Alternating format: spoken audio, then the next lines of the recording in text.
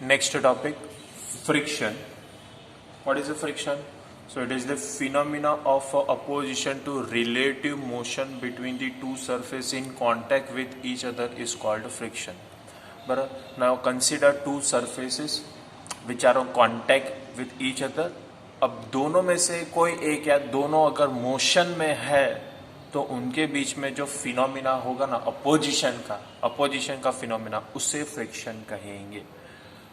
Then और the force opposing the relative motion is called frictional force. Phenomena को friction कहेंगे और force को फ्रिक्शनल फोर्स कहते हैं. ठीक है. Then next, the origin of friction is due to the roughness of the surfaces at the microscopic level. अगर मैं आपको पूछूं कि अभी ये जो व्हाइट बोर्ड है यहाँ पर, वो उसका सरफेस कैसा होगा, स्मूथ सरफेस होगा कि रफ सरफेस होगा, तो काफी सारे लोग बोल देंगे सर स्मूथ सरफेस है. अरे बट आप इसका छोटा सा पीस यहाँ से इतना कट करके आप उसको माइक्रोस्कोपिक लेवल पर देखोगे ना, तो वहां पर भी आपको उसका रफनेस दिखेगा. ठीक है. यानी कोई भी, हमें ऐसा लगता है कि हम भाई स्मूथ सरफेस है, लेकिन थोड़ा सा रफनेस तो वहां पर भी होता है. पर कैसे? माइक्रोस्कोपिक लेवल पर. ठीक है. Then how many types of frictional forces are there? So there are three types of frictional forces are there. First is static frictional force represented by symbol Fs. Second is kinetic या तो dynamic या तो sliding frictional force represented by symbol Fk. And third is a rolling frictional force represented by symbol Fr. What is the relation between these three frictional forces? So Fs max is greater than Fk is much greater than Fr. Sir ये समझ में नहीं आया तो समझते हैं. एक example लेके मैं आपको समझा देता हूँ. रेलवे प्लेटफॉर्म है बराबर. रेलवे प्लेटफॉर्म के ऊपर एक पैसेंजर का हैवी लगेज रखा गया है. अब वो पुश करने की कि पुल करने की उसको ट्राई कर रहा है, लेकिन लगेज मूव नहीं हो रहा. दैट मीन्स लगेज और प्लेटफॉर्म के सरफेस पर जो फ्रिक्शन होगा ना, that will be known as a static frictional force. Luggage platform पर रखा है, प्लेटफॉर्म का सरफेस रफ है, पैसेंजर उसको पुश या पुल तो कर रहा है, लेकिन लगेज मूव नहीं हो रहा, ज्यादा हैवी होगा बराबर. तो जो वो फोर्स अप्लाइड कर रहा है ना लगेज को मूव करने के लिए, वो उस फ्रिक्शन फोर्स, लगेज और प्लेटफॉर्म के सरफेस के बीच का फ्रिक्शन फोर्स से बहुत ही कम अप्लाइड फोर्स वो दे रहा होगा, इसलिए वो लगेज अभी रेस्ट पर ही रह रहा है. That is known as a static frictional force. फिर उसके वहाँ से जो पास हो रहा था दूसरा पैसेंजर, उसको थोड़ा सा हेल्प के लिए बुला के, सर थोड़ा सा हेल्प कीजिए, लगेज को पुश करना है मुझे. तो बताए ठीक है चलिए मैं पुश करता हूँ. तो एक और पैसेंजर आके उसकी हेल्प करता है और अब लगेज पुश हो जाता है फ्रिक्शन उस प्लेटफॉर्म पर. तो जब वो लगेज मोशन में आ गया ना, वहां पर हम उसे कहेंगे काइनेटिक या तो डायनामिक या तो स्लाइडिंग फ्रिक्शन फोर्स. ठीक है. मोशन में आएगा तो काइनेटिक, मोशन में नहीं आएगा तो स्टैटिक. फिर किसी ने वहां पर बताया, तीसरा पैसेंजर था, अरे आप दोनों क्यों इतनी मेहनत कर रहे हो, इस लगेज के नीचे व्हील है उसका यूज करो ना, आप थोड़ा सा उसको आप लिफ्ट कर लो लगेज को और रोलर, वो जो व्हील से उसके ऊपर रोल करके लेके जाओ. तो फिर हाँ दोनों को याद आ रहे, हाँ इसमें तो व्हील्स है. तो दोनों पैसेंजर्स ने, यानी तीनों पैसेंजर ने हेल्प किया. वो पहले पैसेंजर को लगेज को लिफ्ट करवाया और फिर वो पहला पर्सन अकेले अब उस लगेज को रोल करते करते करते प्लेटफॉर्म पर लेके जाता है. वो कौन सा फ्रिक्शन हो जाएगा? Rolling friction.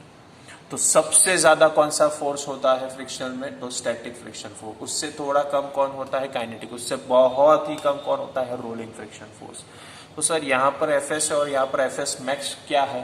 तो Fx मैक्स है maximum value of static frictional force, या तो उसको कहते हैं लिमिटिंग फ्रिक्शनल फोर्स. अब आप समझो वो हैवी लगेज को प्लेटफॉर्म के सरफेस पर मूव करने के लिए सपोज अप्लाइड करना पड़ता है 50, यानी फ्रिक्शन फोर्स. आप देखो तो यहाँ पर लगेज और प्लेटफॉर्म के बीच में जो फ्रिक्शन फोर्स होगा दैट इज 50 न्यूटन, 50 न्यूटन.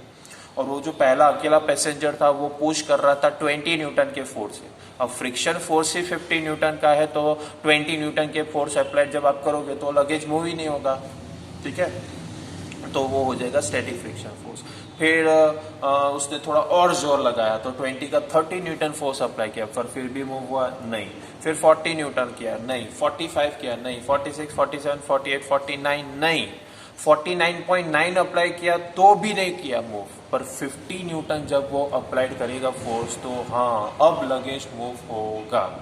तो जो 50 न्यूटन का फोर्स जो अप्लाइड करेगा ना, that will be known as FS max. यानी ये एक अब लिमिट आ गया है, ये एक वर्ज आ गया है just to start the motion. बराबर। अब एफएस मैक्स के बाद मोशन शुरू हो ही जाएगा, तो अब एफएस मैक्स की जगह पर रिप्लेस कर देंगे हम सिंबल को एफके से। ठीक है, समझ में आया? तो आपको क्या समझ में आया अभी तक कि 50 न्यूटन का जो फ्रिक्शन फोर्स था, मैं 5, 10, 20, 25, 30, 35, 40, 45, 50 तक, यानी 49 तक मैं जो फोर्स देता हूँ या 49.9 तक मैं जो फोर्स देता हूँ, वो अप्लाइड फोर्स देने पर भी ब्लॉक मूव नहीं हो रहा है। तो दैट मीन्स वो जो लगेज और प्लेटफॉर्म के बीच में फ्रिक्शन फोर्स है ना, वो मेरे अप्लाइड फोर्स को नलीफाई कर देता है। दैट्स वाई यहाँ पर तीसरा पॉइंट, यहाँ पर नेक्स्ट पॉइंट ये है कि static frictional force is a self adjusting force. मैंने 5 न्यूटन का फोर्स दिया तो वो 50 न्यूटन के फ्रिक्शन फोर्स में से 5 न्यूटन वो उसको नलीफाई कर देगा। 10 दिया तो 10 नलीफाई कर देगा, 20 को नलीफाई कर देगा, 30 को नलीफाई कर देगा, 40 को नलीफाई करता है। ऐसा वो सेल्फ एडजस्ट करता ही रहेगा। कौन? Static frictional force. लेकिन कब तक कर पाएगा? हर बार ये करेगा? नहीं। 50 न्यूटन का बताया ना हमने कि 50 न्यूटन का तो लिमिटिंग फ्रिक्शन फोर्स 50 न्यूटन का है। तो जब मैं 49.9 देता हूं तो भी वो बैलेंस कर देता है, 50 देता हूं तो वो लिमिट बन गया अभी। और जैसे ही मैंने 50 से 50.5 या 51 फोर्स दे दिया तो अब ऑब्जेक्ट मोशन में ही आ जाएगा। तो अब उसे कहेंगे हम काइनेटिक फ्रिक्शन।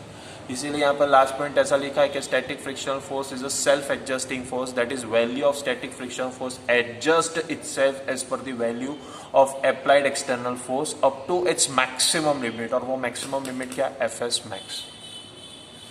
ठीक है, समझ में आया सबको? अब देखिए तो एक ग्राफ समझ लेते हैं। ये स्टाइल वाला एफ सिंबल है, डेट इज फ्रिक्शन फोर्स, और ये कैपिटल एफ जो है वो अप्लाइड फोर्स। बराबर। तो हमने अभी बोला ना कि it is a self adjusting force. तो जैसे जैसे मैं अप्लाइड फोर्स बढ़ाता जाऊंगा वैसे वैसे फ्रिक्शन फोर्स भी बढ़ेगा। लेकिन कब तक? इस लिमिट तक। यहाँ से यहाँ तक का फोर्स को कहेंगे हम स्टैटिक फ्रिक्शन फोर्स, क्योंकि ऑब्जेक्ट अभी भी रेस्ट पर है। लेकिन ये आ गया एक लिमिट एफएस मैक्स, बराबर, यानी वो 50 न्यूटन वाला। और 50 से जैसे ही मैंने थोड़ा सा फोर्स बढ़ा दिया वो गिर जाएगा और थोड़ा सा फोर्स रिड्यूस हो जाएगा, और फिर आ जाएगा काइनेटिक फ्रिक्शन फोर्स। क्योंकि kinetic friction force static friction force से कम होता है, यानी वो रिड्यूस होकर फिर वो कांस्टेंट ही रहेगा। समझ में आ गया आप सबको? Clear? This is a introduction of friction. Done.